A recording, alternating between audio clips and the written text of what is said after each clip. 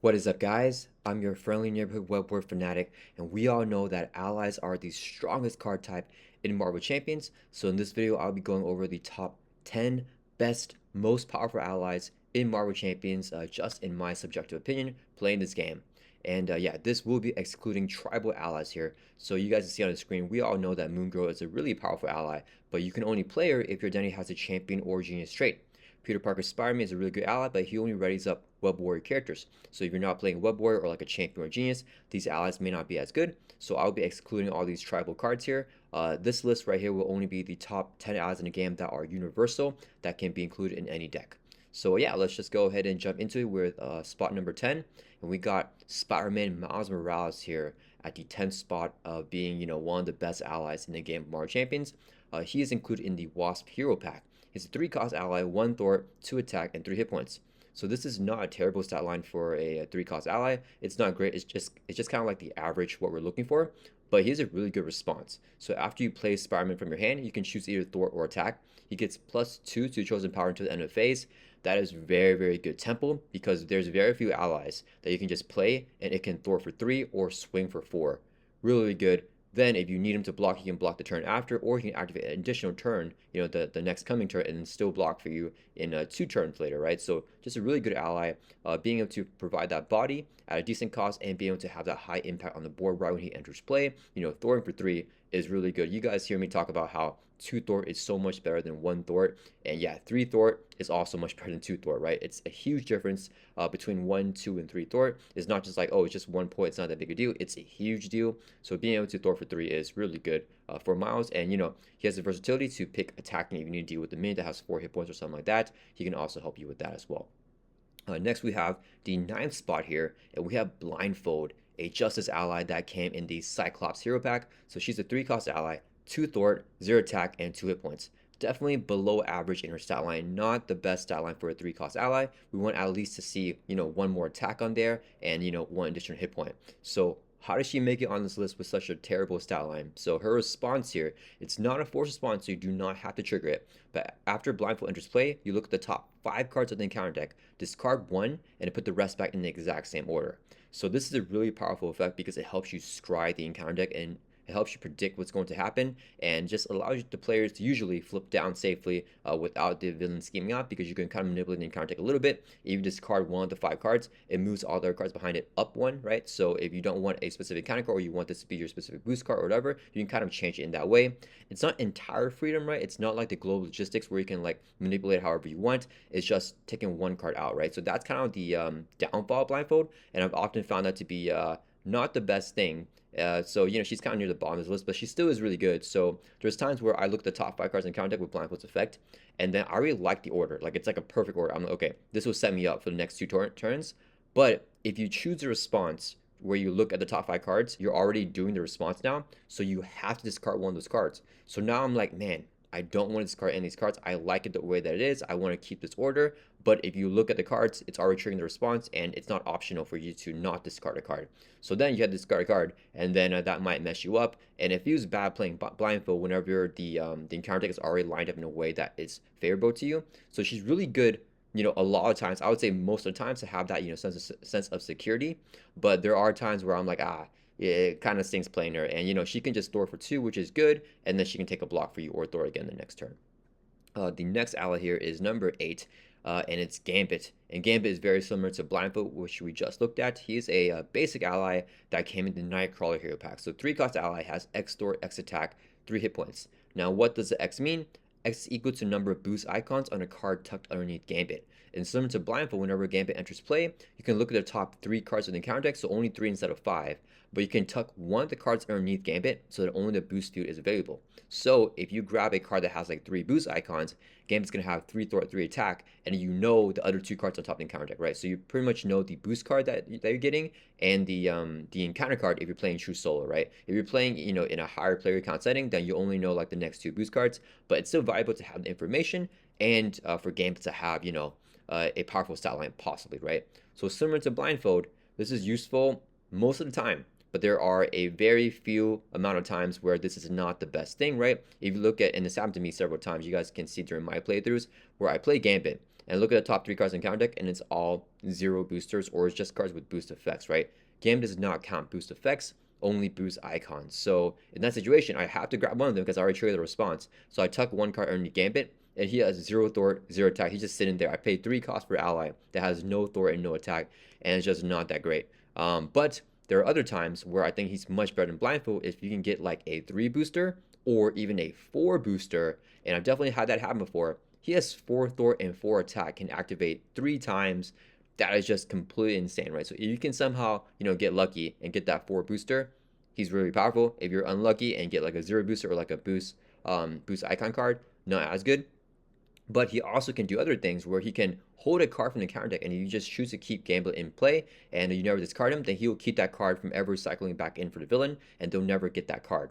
So I've personally done this with Gambit with Ronin's Universal Weapon, where I steal the weapon, and Ronin can never get it back. That's a really nasty card because it comes out as a boost effect and as an encounter card. So if Gambit steals it, sure, he has 0 thwart, 0 attack, which is not great, but having him steal the weapon forever means that Ronin will never get Stalwart again, and you can stun and confuse him for the rest of the game. I've also had Gambit steal Venom Goblin's Advanced Glider, giving him 3 thwart, 3 attack because there's 3 boost icons on that card. Really nice to just have that and have Venom Goblin not be able to take that glider back. And I just love the imagery of Gambit holding, the universal weapon or being on top of the advanced glider. So yeah, very, very cool card. You can definitely swap him with Blindfold, but I think he's a little bit better just because the potential to be able to have like 3 thwart, 3 attack or 4 thwart, 4 attack is a lot better than having Blindfold stats, which is just, 2 thwart and 0 attack. So he can do damage or thwart, whatever you need him to do. Just giving you a little bit more versatility depending on what cards that he can scry and take for you. Next we have number 7, and this is the Ironheart ally that came in the Wasp Hero Pack as well, just like Miles Morales. So this is a 2-cost ally, 1 thwart, 1 attack, and 2 hit points. And as a response, after you play Ironheart from your hand, you can draw a card. Super duper simple card. Just being 2 costs is just really good in this game because an ally can block for you. So if you have like, an ally that has like 5 hit points, and you need a blocker, you may lose all those hit points and not get the full value out of it if they can't activate, throughout, 4 turns and have 1 hit point left to take damage. Ironheart, she just enters play right away. She can ping off 1 threat or deal damage, knock off a tough, whatever you need, and then she'll take 1 consequential damage, and then the next villain phase, right when the villain attacks you, you can have Ironheart block right away, and she draws you a card back, so she's effectively kind of just 1 cost as an ally. So that is really powerful. And yeah, if you guys have seen my recommendations for buyer's guide, I definitely recommend the Wasp Hero Pack, specifically because of Ironheart and Miles Morales Spider-Man. Those are 2 great basic allies that you can put in any deck that you're building in, and they come in just 1 hero pack, the Wasp Hero Pack. So yeah, I definitely recommend that. But yeah, Ironheart is an amazing ally. So yeah, she's really good being 2 costs. You can put it in any deck. Yeah. Next we have number 6, and we have Professor X here. He's a 3-cost ally, 3 thwart, 0 attack, and 3 hit points. So this is a pretty unique stat line, and I think it's very thematic to Professor X, right? He can't do any damage, so he has 0 attack, but he has 3 thwart because he's really, really smart, and his psionic stuff too can also manipulate stuff. And yeah, so 3-cost ally here with 3 thwart, and then he has a force response. After Professor X enters play, choose one of the options, and it's a force response, so you have to trigger it. You either pick to confuse a villain, stun a minion, or ready up an X-Men character. And at the end of the round, if X is still in play, then you have to discard him. So basically, he's only good for 1 turn. So I know a lot of people think that X is one of the best allies in the game, and he definitely is, but a lot of people say that he's like number 1 or number 2. I personally don't have him that high up there. This is a very powerful effect, right? Because being able to confuse a villain, that's the main one that most people are picking. That's the one that I'm also usually picking if I play X, because it allows the player to flip down safely and be able to thwart for 3 and put that confuse on a villain is just really good. Unfortunately, the reason why he's not up there is because the sequencing isn't my favorite thing with playing X, right? Because when you play Professor X, you want to confuse a villain, and then you want him to thwart for 3. But then you also want him to block and attack for you, because at the end of the round, if he's still in play, he gets his card, so you might as well get the full value and you want him to block, right? If you're playing in multiplayer, then you can have one player stay in hero form, you play X, you can flip down immediately, and you can trigger that confuse, and then you can also have X block for your friend. But if you're playing in true solo, the sequencing isn't my favorite thing, because whenever you're playing X, you want to actually stay in hero form, even though you have the villain confused, and you want to have X block for a turn. There's a lot of times where villains can have a way to obtain Stalwart in their encounter deck. So if you play X, you confuse them, and then let's say he blocks attack for you, like let's say he's blocking Magneto, the villain's attack, and then Magneto gets Magneto's helmet, that means that he can't be confused anymore. So then if he gets us an encounter card, that confused did nothing. And I've definitely had games, on this channel where that has happened to me, and it just feels really bad because I should have just flipped down, but if I flip down, I'm missing out the value of X, and I'm just paying 3 costs for a 3 Thor, and a Confuse, which is still good value, right? So that's why he's definitely still in this list of being, one of the best allies in the game, but he just doesn't go any higher up on the list because of that reason, for me personally, and also because he's about confusing and stunning, like a minion or confusing the villain. If you're facing a bunch of star enemies or stud enemies, he is going to be a little bit less valuable, but still being a come in Thor for 3, that was massive, right? Similar to Miles Morales, except X does not have that versatility to be able to attack. You don't need it because he can, confuse, stun, or, ready up an X-Men character. Usually, if you're playing without X-Men, you won't have the other option, but just Confused by itself is very, very valuable and makes him a good universal ally that can go into any deck. So definitely very, very good ally here. Next, let's take a look at the 5th ally in the spot, and this is the Justice ally, Agent Coulson. And Agent Coulson came in the Black Widow hero pack, and he also got reprinted in the Agents of S.H.I.E.L.D. Expansion here, I believe in Nick Fury's precon deck. So he's a 3-cost ally, 2 Thor, 1 attack, 3 hit points, has the shield and spy traits. And then, so this stat line here, it's just a pretty decent stat line. It's a very average stat line. It's what we want for a 3-cost ally. Anything lower would be not good. Anything higher would be really good. As a response, after Agent Coulson enters play, you can search your deck or your discard pile for any preparation card and add straight to your hand and then shuffle your deck. So this card right here, I know what you're thinking, this is not universal, right? You have to have prep cards in your deck. Maybe you're playing like a hero like Black Widow or like Nick Fury who wants to be playing with preps. So for sure for Nick Fury and Black Widow, Coulson is like the core ally for them because he can tutor, the cards that they want the most. But if you're playing Coulson outside of that, I think he's still really, really good. And yeah, one of my first decks, the Web War Fanatic deck with Peter Parker Spider-Man, Agent Coulson was a core ally in the deck. And the only prep card that I had in that deck was Spycraft, just one other prep card. So just including Agent Coulson and Spycraft.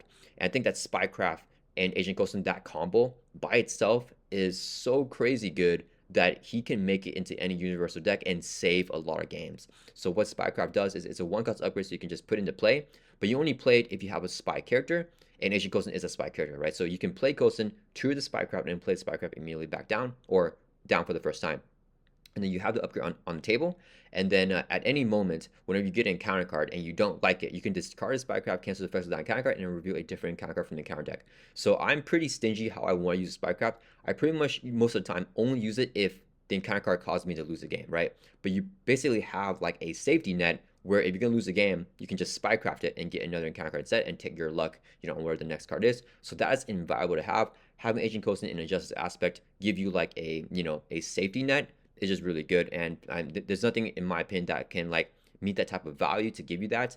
And Agent Coulson also, he's a 3-cost ally, but even if you don't play the Spycraft, he's kind of a 2-cost ally, right? Because when you play him, you get the Spycraft back to your hand. I know I'm saying Spycraft, but it's any preparation card, right? So when you play Coulson, you get any prep card back to your hand, so you can use that card as a resource immediately. So I've done that oftentimes when I want Agent Coulson to be a 2-cost ally, right? So he's kind of effectively like a 2-cost ally with 2 Thor, 1 attack, and 3 hit points, which is crazy in itself. So definitely a very, very powerful ally, deserving of being, one of the top 10 best allies in the game of Marvel Champions. Next, let's take a look at the 4th spot here, and we have White Tiger, who came in the Mad Titan Shadow, I believe in Spectrum's precon deck.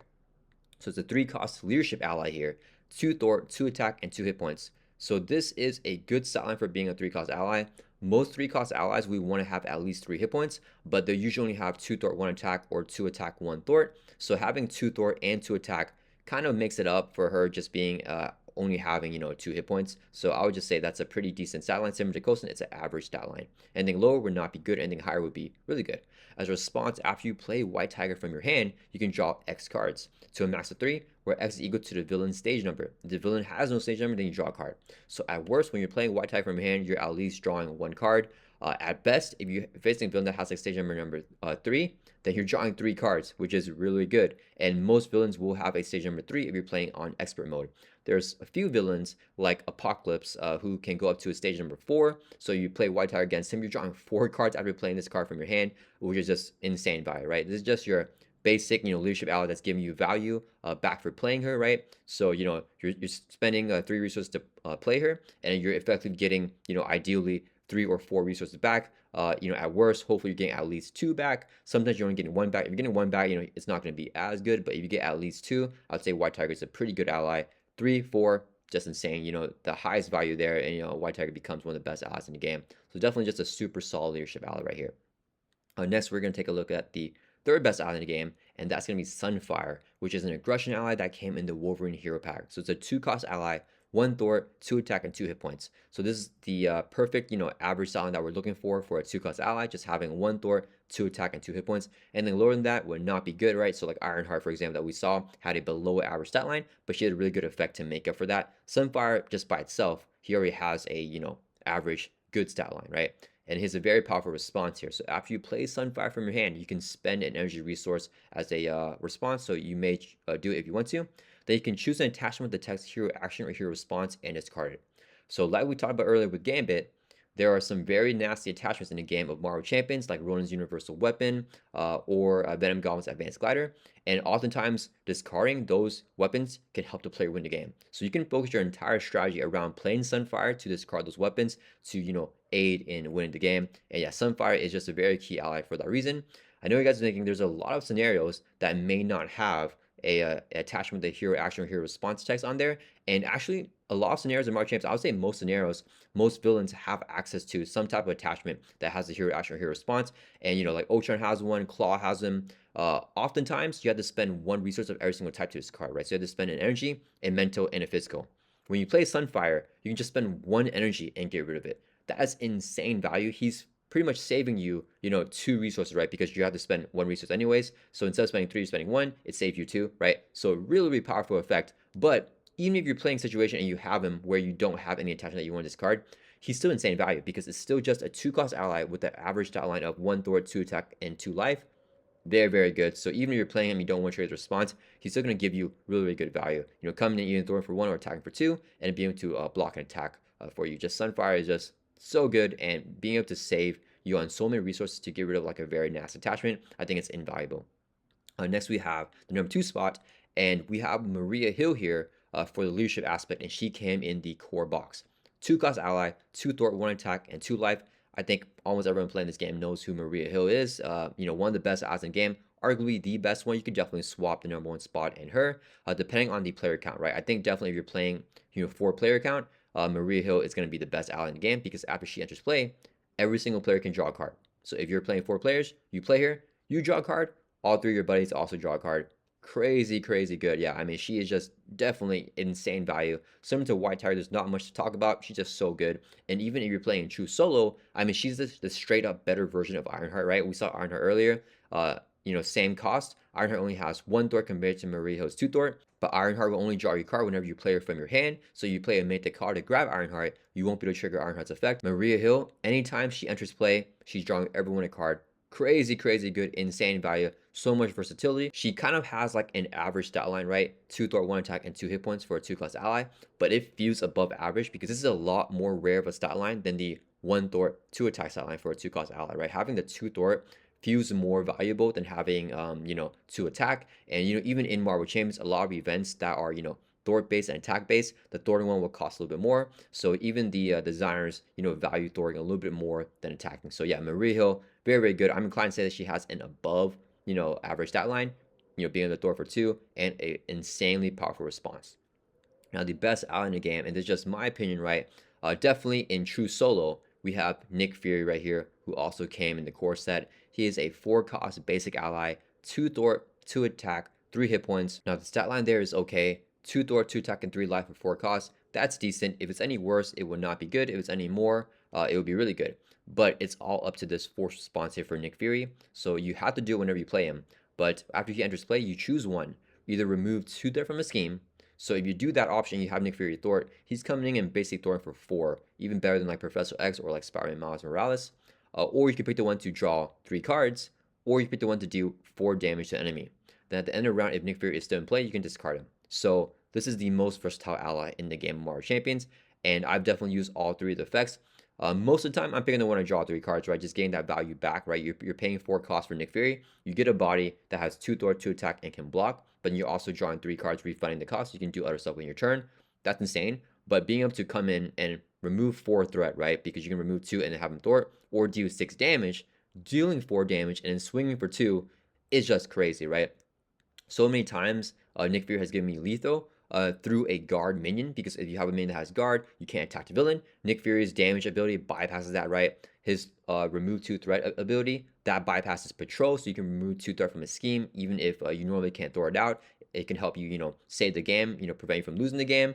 Even though 99% of the time, we're all picking the one to draw 3 cards. That's the one that I almost always pick. The other ones add versatility to its effect and are also very valuable and very good, especially that D4 damage one. I feel like I've been doing that one more and more lately. But yeah, Nick Fury, definitely the best ally in Marvel Champions in my opinion. Very cool ally, very strong, very fun. I love playing with this ally. He's the best.